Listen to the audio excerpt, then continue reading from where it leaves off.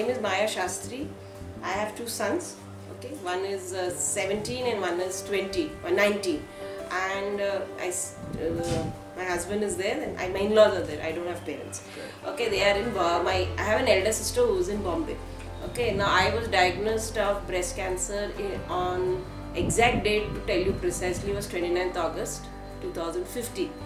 It happens to be my son's birthday, my elder son's birthday, when I was diagnosed. And it was diagnosed overnight. Like, I just went for a regular, I felt there was something wrong. So I said, let me just go for a check.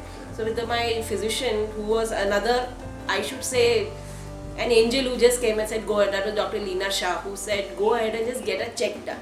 So when we went and got a mammo done, it was said there was something suspecting. So then we went and got a PET scan done. So there it was declared that yes, you are having it.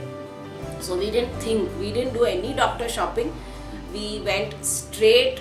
I was in the hospital on the 30th of August, and on the 1st of September I was my surgery was done. So actually I didn't have time to think. So that was one of the very good point, that I didn't have time to think something is wrong with me. And the most positive point was that my family was always there with me. That is my husband, who was 100% standing next to me, saying nothing is going to happen, just go ahead and get it done. See, and in this kind of a problem, I feel you should always talk positive than talking anything negative. Nay, you will manage.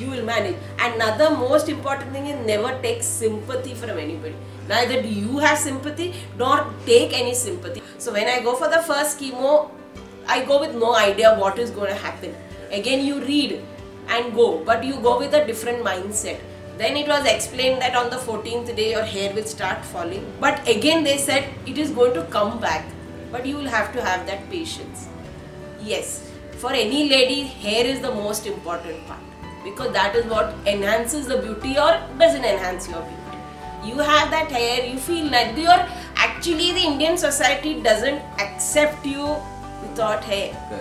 See, there are only two things. We don't have hair means Tirupati la jaun alle.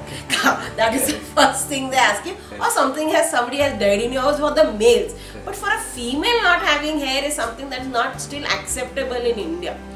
And our society also just looks at a lady down. But if I'm for a man, it's a different story. After my second chemo and my hair actually was almost 80% gone, I was wearing a scarf, and my younger son was in the 10th. And he comes back writing his exam.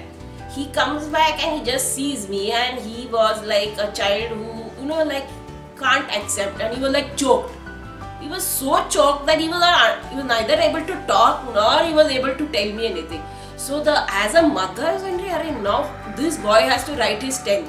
How am I going to get this boy across? And another thing is, what I felt was, when their friends come, they were not ready to get them home. What am I going to tell? Because everybody you give an explanation. The more normal you are, the more positive you are. Be normal. Just be normal. So I said, fine. Then that is what led me to the whole thing. Then there were very good friends that I had in my society who said, yes, come, we are coming with you. So they took me along to your Papillon, and from there the journey started. The advantage of having that wig was, if I had to go out even to his school, I could go confidently. Nobody even asked me ki something wrong with you, Mr. Shastri. They never asked me.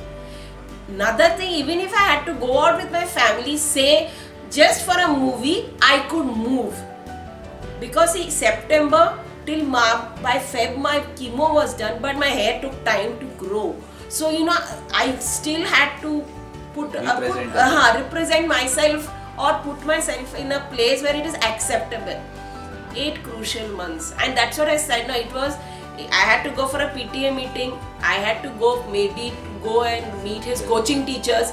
I could go the way I am, and my son didn't feel bad that I'm taking her with me. But the thing is, like, every time if you keep thinking of what the people are going to say, then you're not going to reach anywhere. The biggest fear was, very funny it is, because you have this hormonal problem, and I started sweating a lot, because I used to even in winter I used to sweat. So in the month of December, everybody was feeling cold and I was feeling hot. So when you sweat and you start moving, I said, ये पीछे किधर गया था, अभी इधर कैसा adjust करना है? You really don't know.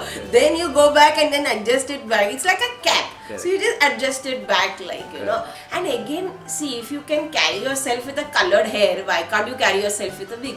I'll tell you, in fact, everybody, whenever I went to they never even knew I was wearing a wig, because it was looking natural. So that was one of it. That is. You can always say a positivity that, you know, if it is made properly and given to you, then what is the problem? Basically, just have a big smile on your face and be positive, because that is what will take you ahead. You have a smile, don't have a frown, just have a smile. You meet your doctor, you meet your chemo, you meet your nurse. If you smile, they smile back at you. Otherwise, if you keep saying dukhte, they are not even going to help you out. You be positive, you have a smile on your face, things will just move very, very coolly ahead, you know.